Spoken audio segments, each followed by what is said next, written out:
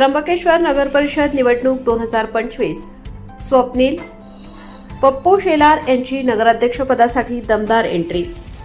त्र्यंबकेश्वर नगर परिषद निवडणूक 2025चा बिगुल वाजताच स्थानिक राजकारणात चुरस वाढू लागली आहे।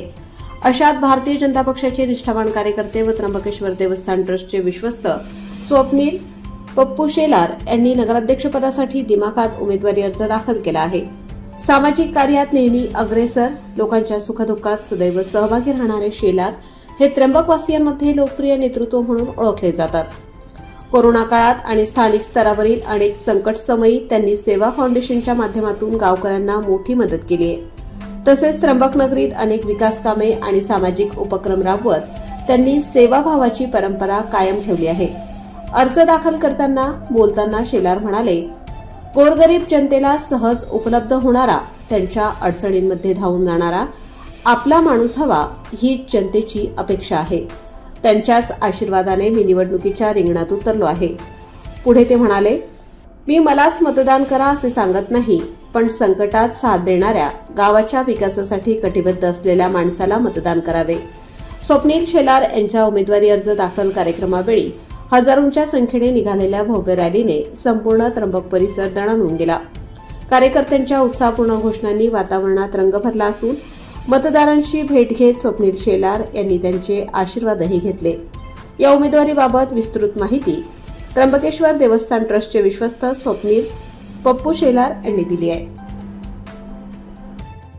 या ठिकाणी मी प्रथम तर नागरिकांचा खूप खूप आभार मानेल आणि त्र्यंबकेश्वर नगरपालिकेच्या नगराध्यक्षपदी जनतेची मागणी आणि गावातील सर्व स्तरातून मागणी की पप्पू शेलार आम्हाला त्या ठिकाणी हवा आहे, त्यांच्या आग्रहास्तव मी आज या निवडणुकीचा फॉर्म भरतोय आणि प्रचंड असा जनसमूह हा कुठलाही हे न करता स्वयंपूर्तीने या ठिकाणी हजर राहिलेला आहे। आपण बघत असाल तर नक्कीच सांगतो का त्र्यंबकेश्वरच्या सर्वांगीण विकासासाठी, गोरगरीब जनतेसाठी आणि त्यांचे असणारे अडीअडचणीचे प्रश्न असो, दुकानं असो, मॉल असो, त्यांचे स्वतःचे पोटा पाण्याचे, कारण हा आदिवासी बहुल भाग आहे आणि यांचा जो विषय आहे तो सगळा हातावरचा आहे, तो सांभाळण्याचं मी काम करील। याआधी मी नगरसेवक म्हणून 2017, 2018ला उपनगराध्यक्ष म्हणून व 2019ला प्रभारी नगराध्यक्ष म्हणून मी काम केलंय। 1 महिन्याची मला संधी मिळाली होती। त्या संधीचं त्र्यंबककरांनी बघितलं असेल तर मी कशा प्रकारे त्याचं सोनं केलं। जर 5 वर्षाची संधी जर मला लाभली तर नक्कीच त्र्यंबकेश्वरचा इतका विकास सर्वांगीण राहील की जनता यापुढे सुद्धा विचार करेल का आपल्याला मतदान करण्यासाठी प्रत्येक प्रभागातून पप्पू शेलार सारखा उमेदवार तयार झाला पाहिजे। भविष्यात नगर प्रशासन सुधारण्यासाठी काय उपाययोजना असणार आहे आपल्याला? आता पुढे कुंभमेळा आहे, त्यामुळे कुंभमेळ्यामुळे अतिशय अल्प काळ मिळालेला आहे, पुढचा उशीर झाला। त्यामुळे प्रथमतः लोकांचे जे रस्ते जे आता बघितलं, थोडं पाणी आलं तरी लोकांच्या घरात पाणी जातं आणि ते रस्ते 1.5 फूट खाली घेण्याचे मानस मी ठेवलेला आहे आणि त्या पद्धतीने निवडणूक लढायच्या आधीच मी त्याचा पाठपुरावा करून आपण बघाल टेंडर मध्ये 1.5 फूट रस्ता खणून नंतर त्याच्यावर, कारण लोकांच्या घरांना पायरी राहिलेली नाही, तर एक पायरी प्रत्येकाला घराला राहावी आणि हाय तो कुंभमेळा हा सुख जावा, कोणाच्याही घरादाराला हात लागू नये। गोरगरीब जनतेचा मग तो गरीब असो, श्रीमंत असो, मध्यमवर्गीय असो, सर्व सुख समाधानी राहावी हीच माझी त्र्यंबक राजाला प्रार्थना आहे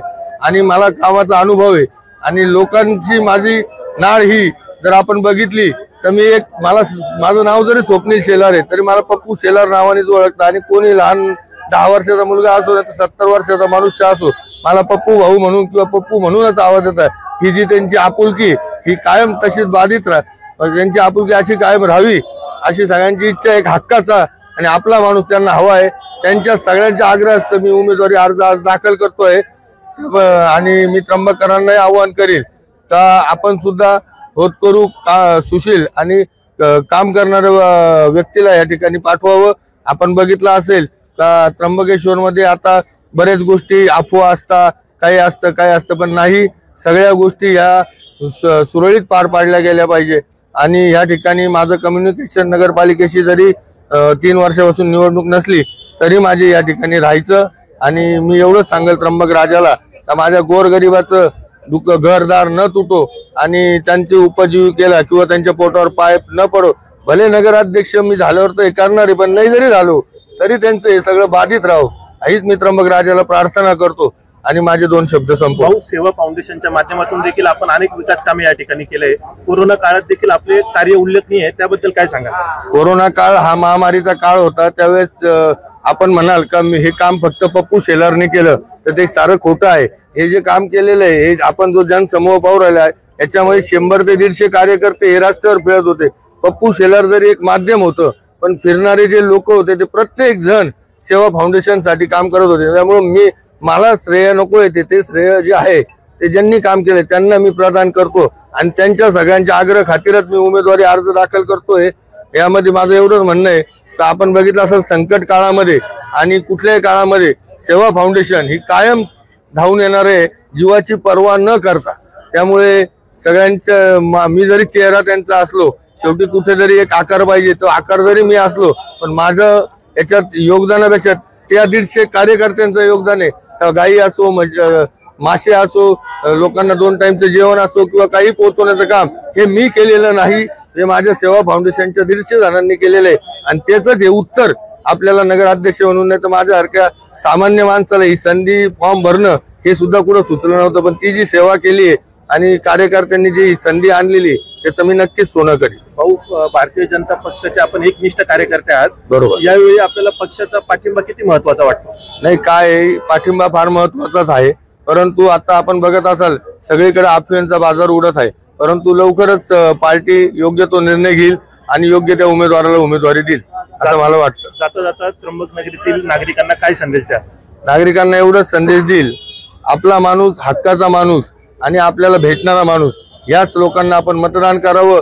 भले मी असो, माझ्याबरोबर असणारे माझे कुठलेही दुसरे जरी नगराध्यक्ष पदाला उमेदवार उभे असतील, त्यात कोणीही असो, त्या सगळ्यांचं बघून आपण सगळ्यांनी ठरवावं, त्यांनाही मतदान करावं. पण जर आपल्याला सहजरित्या उपलब्ध होणारा माणूस जो नगराध्यक्ष वाटेल अशाला आपण मतदान करावं, मलाच करावं असं मी कधीच म्हणणार नाही.